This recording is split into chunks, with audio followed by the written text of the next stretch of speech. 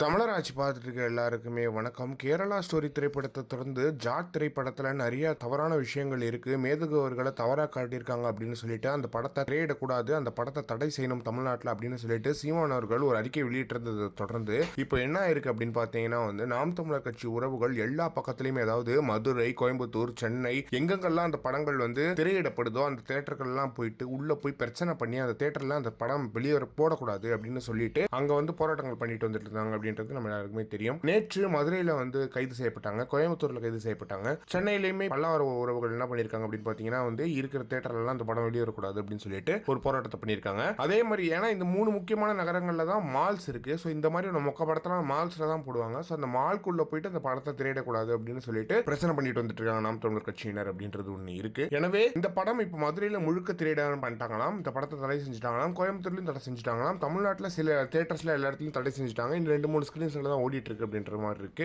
எனவே சீமான் அவர்கள் ஒரு விஷயத்தை எடுக்கிறாரு அப்படின்னா, ஒரு விஷயம் தவறா இருக்கு அப்படின்னா அந்த விஷயத்துக்கு அந்த திரைப்படத்தை தடை செய்யணும்னு சொல்றாருன்னா அந்த படத்தை தடை செய்யணும். ஏன்னா கேரளா ஸ்டோரி திரைப்படத்துக்கு சீமான் அவர்கள் நான் உள்ள போய் அந்த திரைப்படத்தை திரையிட விடாம பண்ண போறேன் அப்படின்னு சொன்ன ஒரு இதுல போலீஸை குமிச்சு அந்த படத்துக்குள்ள போடாம பண்ணி என்னென்னமோ பண்ணாங்க. அப்படி சீமான் அவர்கள் அந்த படம் தடை செஞ்சுட்டாங்க அந்த படத்தை. அதே மாதிரி இப்போ இந்த படத்தையும் இந்த ஜாட் திரைப்படத்தையும் தடை செய்யணும் அப்படின்றது ரொம்ப முக்கியமா இருக்கு. இந்த படத்தை தடை செஞ்சிருவாங்க அப்படின்றதுல எந்த ஒரு மாற்றமே கிடையாது. இன்னும் 2-3 ஸ்கிரீன்ஸ் தான் ஓடிட்டு இருக்கு. நிறைய ஸ்கிரீன்ஸ்ல தடை செஞ்சுட்டாங்க. கோயம்புத்தூர்லாம் ஃபுல்லா கிடையாது, மதுரையிலும் ஃபுல்லா கிடையாது. இப்போ மால் இருக்கிற ஒரே ஒரு ஊர் எது அப்படின்னு பார்த்தீங்கன்னா சென்னை. இந்த சென்னையிலுமே சில தேட்டர்ஸ்ல மால்ஸ்ல போடல, இதில் மட்டும் தான் ஓடிட்டு இருக்கு. அதையுமே தடை செய்வாங்க அப்படின்றது ஒன்று இருக்கு. எனவே இந்த மாதிரியான வெற்றியை பத்தி என்ன நினைக்கிறீங்க? சீமானவர்கள் தொடர்ந்து வெற்றி பெற்றுக்கிட்டே இருக்காரு என்ன நினைக்கிறீங்கன்றத மறக்காம காமெண்ட் பாக்ஸ்ல சொல்லுங்க.